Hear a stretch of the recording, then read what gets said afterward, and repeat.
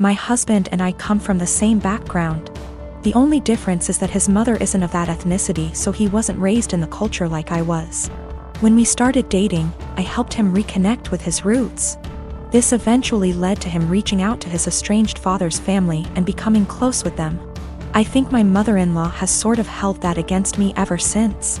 Throughout the course of our relationship, she has made multiple comments about how she doesn't like the amount of emphasis I put on my heritage. When we told her I was pregnant with twins, she later said something about not wanting her future grandchildren to care about that stuff like I do. I've learned to ignore her comments because trying to explain myself to her has never helped. And I try to avoid conflicts whenever I can. My husband and I decided that the babies would have a first name from our culture, and their middle name would be a typical American name. My parents did the same thing with my name too, so it was just a continuation of that tradition. My mother-in-law ended up seeing texts between me and my husband where we said the middle names. But she assumed that we were talking about first names, so she went out and got the babies matching sweaters, with the names printed on the front of them. She showed the sweaters to me after they arrived. And I thanked her for the gift but didn't correct her on the fact that those were the middle names. I was sort of peeved that she had snooped through text messages to try to find out the names before we told her anyway. So I didn't want to give her their first ones on top of that.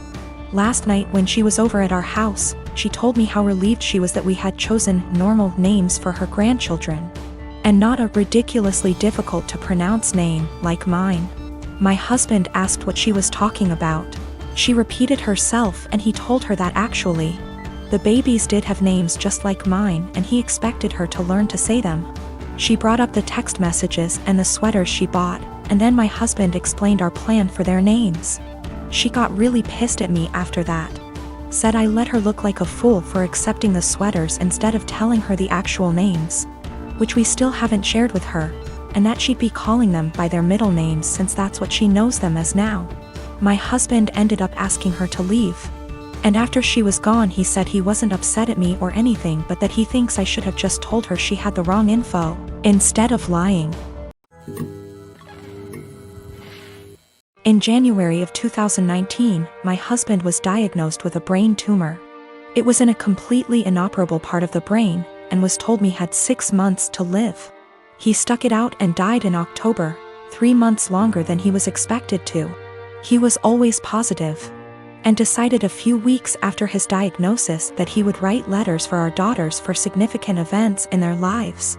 My husband was my soulmate, and the past few months have been difficult knowing I've lost him. We have 2 daughters, Mia who is 21 and Imogen, Imi, who is 19. All 3 of us have become a lot closer since their dad's death, and we've all really struggled. My husband and I were together since we were children. Got married when we were 18 and we were approaching our 20th wedding anniversary when he passed.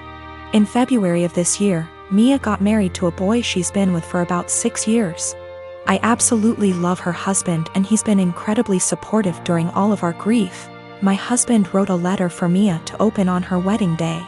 It's worth noting that my daughters were unaware of these letters. It was my job to give them to our daughters.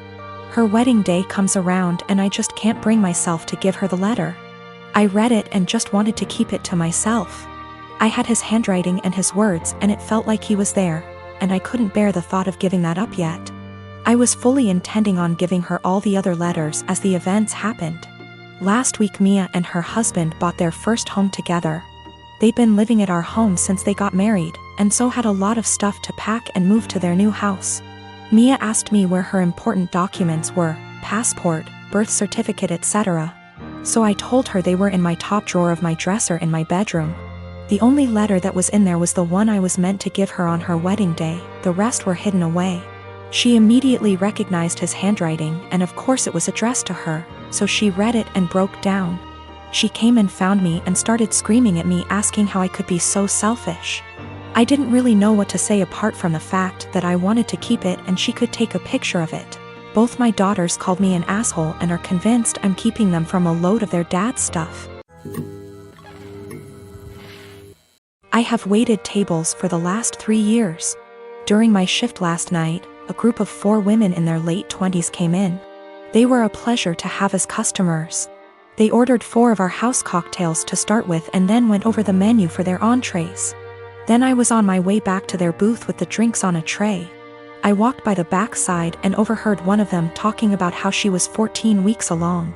When I rounded back, they were talking about the same topic and it was clear to me that she was pregnant. I figured her having 1 drink wasn't a big deal. They ordered their entrees and I went off to handle other tables. About 5 minutes later, they called me over again and asked for another round. At this point I started getting concerned, but I took the order and cheerfully said I'd be right back. This time, I went to the bartender and asked him to make one of them a virgin cocktail.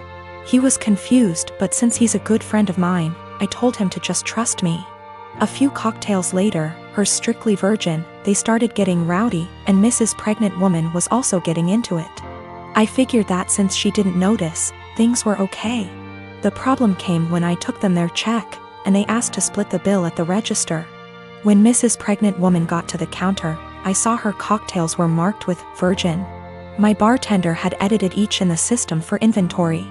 It was too late for me to edit them back, so I just had her pay, hoping that she wouldn't look at the receipt. They all thanked me and left, leaving a generous tip in the process. They were talking in the parking lot for the next short while, presumably waiting for an Uber. Several minutes later Mrs. Pregnant Woman came back and asked what virgin on the receipt meant. I fessed up that it meant non-alcoholic.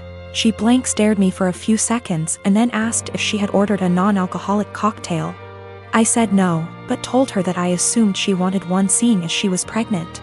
It was a lame lie and I'll admit it, but she looked me in the eye and asked me to return her part of the tip. I did so. Then she talked to my manager. My manager took me into her office and literally shrieked at me until hoarse. I stood my ground and told her that I'm not going to be responsible for FAS. She told me that she was taking me off the calendar until she decided what to do with me.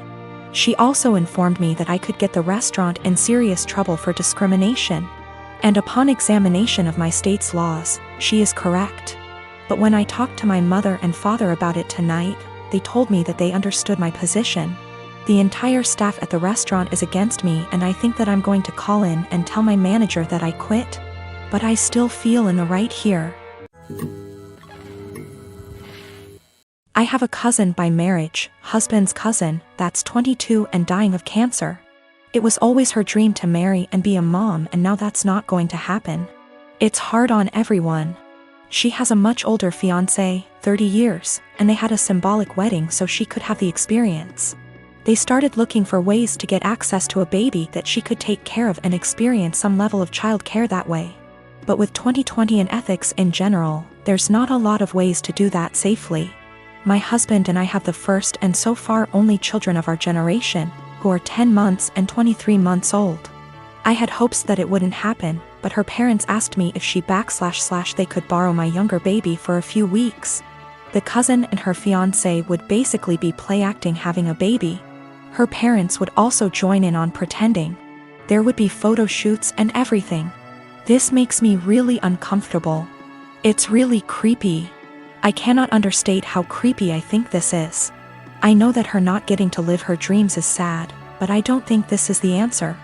I'm worried it will be traumatic for my baby. She's almost a year old and will, well, notice that her entire family will just vanish overnight for what will seem like forever. She's also still nursing, and they don't really seem to care about this factor.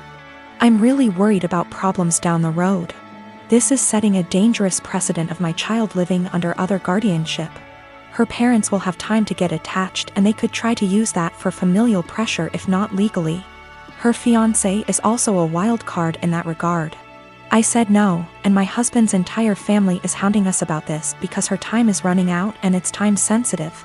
They say we're being selfish.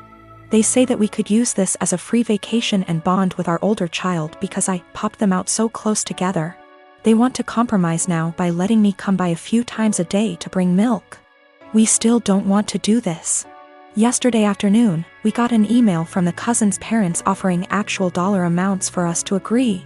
We got enough from that to file a police report and at least get the threat in writing. We also had a call with my husband's parents and his siblings to basically clear the air. Apparently what they were telling people they asked for and what they were actually asking for were very different.